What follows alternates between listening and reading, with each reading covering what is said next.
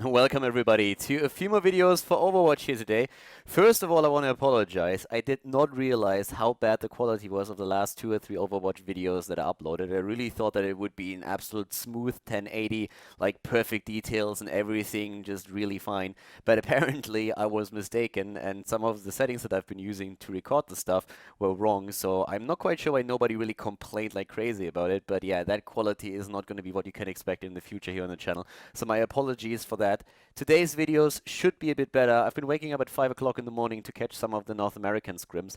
Unfortunately, we had a lot of problems. A lot of players were disconnecting. I myself had problems joining lobbies or like entering games. I already reported everything to the bug report forums, and of course, well, we are still in a beta, so stuff like that is to be expected. But I still got a couple of maps. No real matches where we have like all of the games going, but I still have a couple of maps that I can show you today, and that's already in a better quality than the last time. So if you are interested in Overwatch, you can at least get another sneak peek of what's currently going on, and I'm going to do my best to just like make sure that I wake up to US times again to catch a few of the scrims in the future, and then maybe get like complete best of threes and matches in. So guys, a bit more Overwatch here today on the channel. Let me know what you think about it. I'm trying to get the hang of the observing and also the casting. There's still a lot to improve, and I'm completely aware of that, but I think we are slowly and steadily getting there. So let me know what you think in the comments, and yeah, enjoy the games. Alright boys, welcome to the next Overwatch match. We have the developers going up against the Team Fortress 2 boys.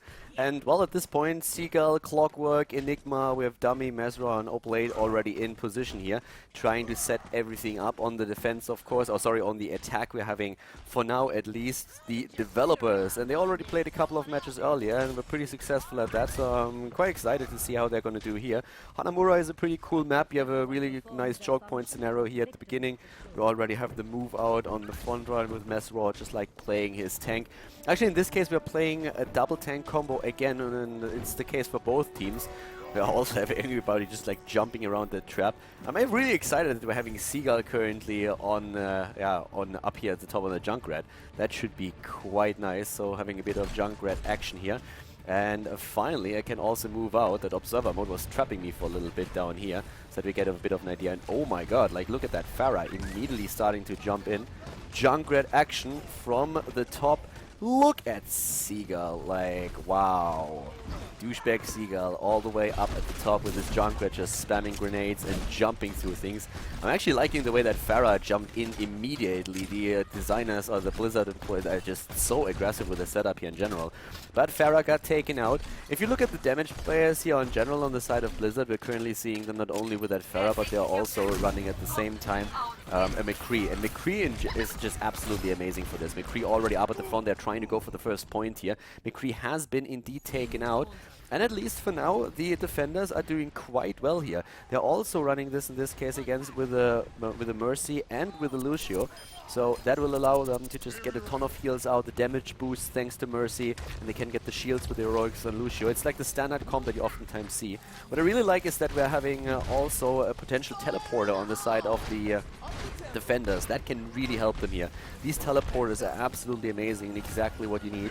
Good heals here already, and the spot has been conquered.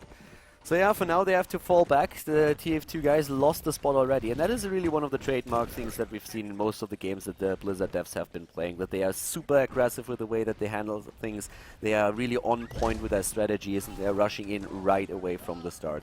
We have Seagull still with this Junkrat here, but already Pharah moving in, taken out, but the Ape is jumping high onto the railing here.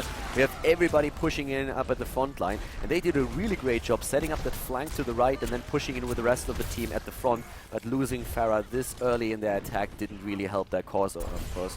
We still have the Junkrat trying to go for the Ape, and so far Seagull is actually doing a really solid job with this one. But we still have a lot of ultimates also ready for both of the teams. Especially when we're talking about the Mercies, these revives are going to be super crucial. We have also Deadeye on McCree, so he could try and use that. Is attempting to go for maybe a bit of a flank there, starting to move forward with the double tank combo, shielding him, at least for now. And also, very important, we have the ultimate ready on Reinhardt. And Reinhardt with that stun, if they get on the point and he's there, that's going to be absolutely crucial. Enigma is going to try and get his own ult up, because it's just going to be super important for both of these teams to rely on the Zarya ult now too. And we already have that ready for the defenders, so that could be a big problem. McCree in the backline with a lot of damage. There's the ult. We have already the attack, and here comes the High Noon, but the shield is shielding everyone. Job well done here. And whoa, what the hell just happened? Alrighty. So sorry guys, the observing is still a little bit awkward here occasionally. The spot just like changed. Pharah up at the top doing her thing, and they are on the spot. The developers once again going for a really nice and well coordinated attack here, trying to secure this position, but they already lost a few of their heroes. Both of the teams are actually like in full force at this point right now, but not everybody is already in the fight. And yep, there we have again Zarya starting to move in, and at least for now it looks like the developers might be able to get this. They are on the point, they're starting to claim it. We still have Clockwork trying to push them back here with his own McCree, trying to eliminate them. He gets taken out though. The ults are still ready, and just a bit of time left until they can claim that spot again. We have already Pharah moving back in, because she died a bit earlier, but everybody is just now on the point, and we have apparently for now the TF2 guys defending the spot. But look at how many players are on fire for the developers. They are playing an amazing game here. Again, we have the barrage on the side of Pharah, but she gets just sniped out of the air. Bill died as well, and now the point has been claimed. So they are actually taking the spot after all. Great play here on the side of the developers, able to secure this game.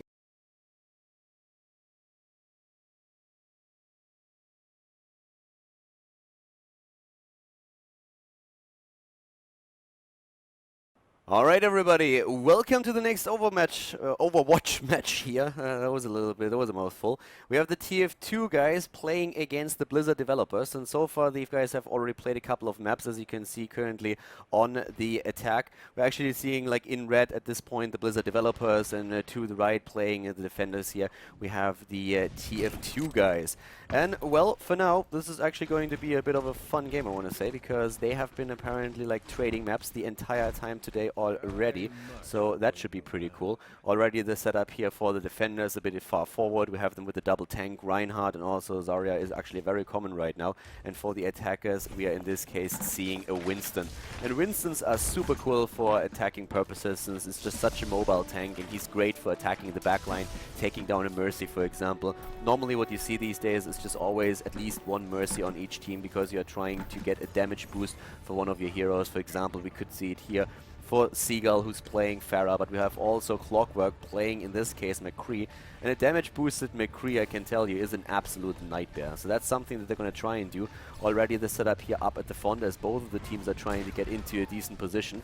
And we have a Widowmaker in play as well. The attackers are playing this with a Widowmaker from a really nice position up here at the top, trying to get a bit of a flank shot, and very well played. By now already the defense has picked up on the position, but still, this is one of those really difficult to defend spots that we have, and you can already see why. The Blizzard devs are on point with the ape. The monkey is in play, and it looks like they are going to be able to make this work. So they claim the first spot in the game here, and the defenders, they have to move back, giving up the A spot. And it's pretty common actually on the Temple of Anubis to do exactly that, because it's just so difficult to hold. So this position already claimed, and well, right now let's find out how it's going to look at the second point. This is a bit easier to defend. You have to be careful, especially when you are running up against a few Pharahs. In this case, we don't have one on the side of the attackers just yet, but they're still running this with a Widowmaker. And already nice shots here from Seagull from the top, trying to control Lucio for now, who's just like zooming in to take down Bastion in the back. That didn't really work just yet. Enigma is able to get a few kills in here. It's a very nice setup for him. There's always Zarya around as well. Damage boosted, by the way, and also healed out, so the shield can be provided.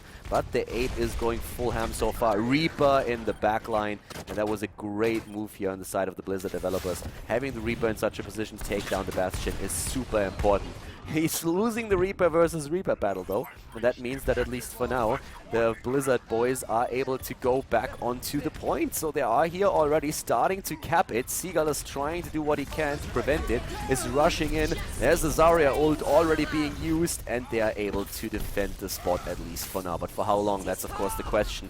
They're able to take down most of the developers, but not all of them. We have still a lot of them on the point, especially, of course, Winston, who's finally taken out. The double tank position is still there. Zarya with the ult and a great ultimate on the side of the Reaper, using that, but still very much alone here in this situation. So it looks like the TF2 guys can actually defend, at least for now. The Reaper, of course, is a great tank killer in general, and that's one of the reasons why he's trying to aim here straight for Zarya. Very well done thus far, but still the position held by the TF2 team. And Seagull is just like doing whatever he can here to just keep them back. They're not in full control of the temple though. They really are struggling to get this position again, but at least they are close to getting a kill on the support here if they are taking out Mercy. And there it is, a nice shot by Seagull taking down Mercy. He pays with his own life for it, but without a healer it's going to be super difficult for anybody to just like jump in here and get back on the temple. Two of the guys already on fire, Seagull and Reinhardt here.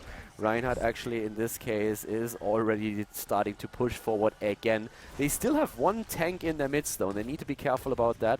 But overall they're doing an absolutely great job. Clockwork on his Reaper is going to try and jump into the backline again. We have the TF2 players pushing out already just slightly here, but already retreating towards that center spot where they can get behind the shield of Reinhardt and make sure that they're not taking too much damage. There's a nice flank opportunity at the right, and that's exactly what Reaper is currently protecting. So he has a shot at the main entrance and also has a good look of what's going on over here. Keep, of course, that Widowmaker in mind that we see in the back.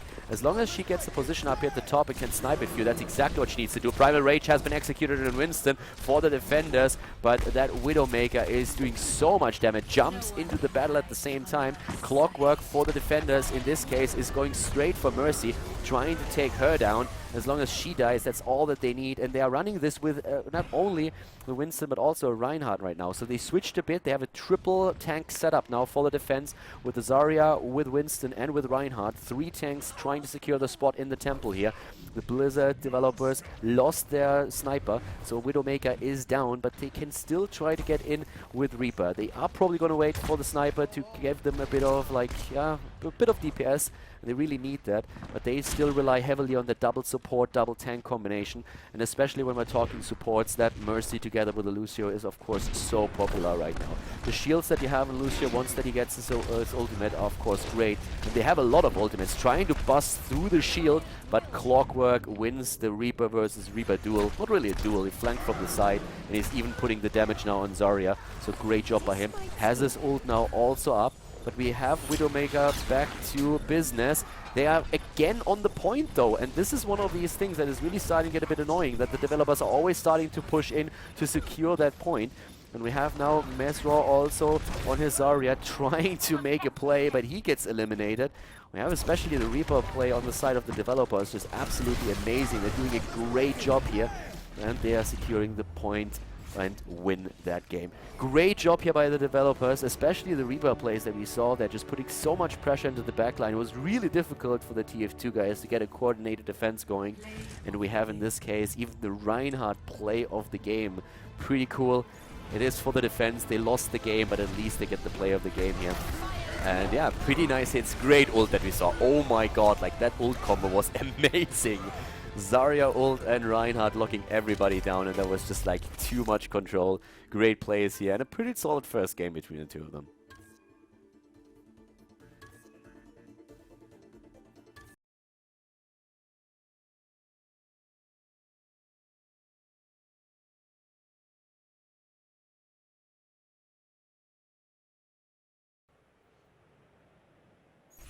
Alright everybody, after the first game ended in favor of the developers, once again we are seeing the rematch between the two of them. This time on the offense, we are of course seeing, actually like on the offense we are still having the developers here as it seems, and on the defense it looks like once again it will be the TF2 boys. So I don't think they switched around, maybe we're having a complete rematch. I definitely wouldn't mind. We have a Bastion already played here, and Bastion is of course like a great hero if you set him down. There were also a couple of changes changes in the recent patch that we had in Overwatch to him, so he's actually a bit stronger than he was before. And we have them already trying to set up exactly that position here. So Bastion is already in play at this point. You can see him right over here trying to set up a spot. And on especially Temple of Anubis, like this first position that we see here is oftentimes given up very, very early, since it's very difficult to hold. There's just like so many points where you can move in. We have the attacker starting to get in position right now. They're playing a Widowmaker again for damage and also at the same time running a Reaper here. And we have for the support Bill again on Mercy, and in Mojo is playing that Lucio. And already the snipes are starting here, as they're starting to jump in. But apparently we have a couple of of delay problems here for Dummy. I mean, he's playing a Mercy anyways. Nah, just kidding. So I hope that he is going to be able to resolve those. That would be a shame if we had to restart that. Reaper action on the side of the defenders here. Oh my god, going full crazy on that Zarya there. And yeah, she's very much alone. The reload kind of screwed with that for a few seconds, but so far it looks like everything is good. Nope. There goes the Reaper taken out. But the position is still strong that we're seeing for the defense here. Up to the top, on the other hand, we're still seeing... Oh, nice! The snipe against Pharah. But Seagull is not dead yet. So we still have the battle continuing between Widowmaker and Pharah. Seagull is trying to hide here for a second and get back to full health. Really nice snipes that we had so far from the Widowmaker. But she's continuously under pressure here. And Seagull at the same time will have to try to secure those choke points a bit. It's not going to be easy for him at all. So here we have him already trying to give the Reaper at least a bit of assist, but both of them taken out. And I have really to admit that the Reaper player on the side of the developers is absolutely amazing. I mean, this boy has been doing so much damage, not only in this game, but also in the matches before. QQ, I don't really know if I pronounced the name correctly, but that guy is definitely on fire. I mean, he has been playing some amazing matches today already, and he is just so difficult to deal with. Just look at this. 3 kills in a row. He has his ults up as well, and they secure with his help already this spot. So they take A and can now start to move forward. Clockwork is trying to slow them down a bit. That's not going to happen too much, and now the Blizzard developers are once again just like trying to move into the temple where the defense is already set up. But B, they are going to try and take that pretty soon. Already Dummy down, and we're going to go straight again for the Reaper player. Actually, QQ got taken out here, so we're having a look at Bill on Mercy. Mercy is also taken out, and it looks like at least for now the defense is trying to hold this, but can they? The problem that they have is that there's 3 heroes still on the point, and especially the Widowmaker is controlling the spawn points now together with the 2 tanks, trying to get into a bit of a better position to take down Dummy, and nearly gets the kill, and very well played here. The developers with an amazing position. Look at just like Motive like controlling the spot. Widowmaker finally taken out. Reinhardt, but the revive is there. Bill with a monster revive on 4. Unbelievable. Clockwork is sitting on his Reaper and thinks, oh my god, do I really have to do it all over again? And he kind of does. But that revive was, in my opinion, already the play of the game right there. A quad revive, absolutely crazy, and there's the, the spot is secured, and the defenders, the TF2 team, got defeated. Great moves on the side of the developers. That was well done. That revive there, definitely the game-winning move for me. But Clockwork gets the play of the game as a Reaper. So pretty solid first one, and I can't wait for the second one to start and see if the TF2 boys can bring it back.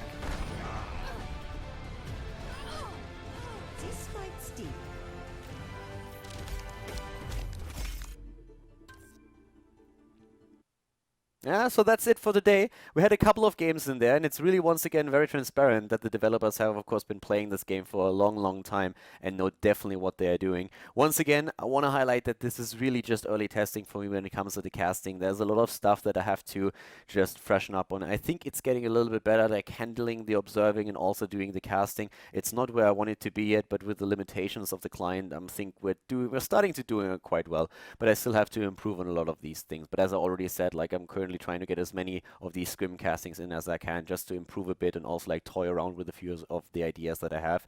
Let me know in the comments what you think about it. If you like the video, give it a thumbs up on YouTube. And guys, I hope that you enjoyed the show today, and we're going to see you soon with even more Overwatch, and of course also Heroes of the Storm here on the channel. So have a great day and see you soon. Bye bye.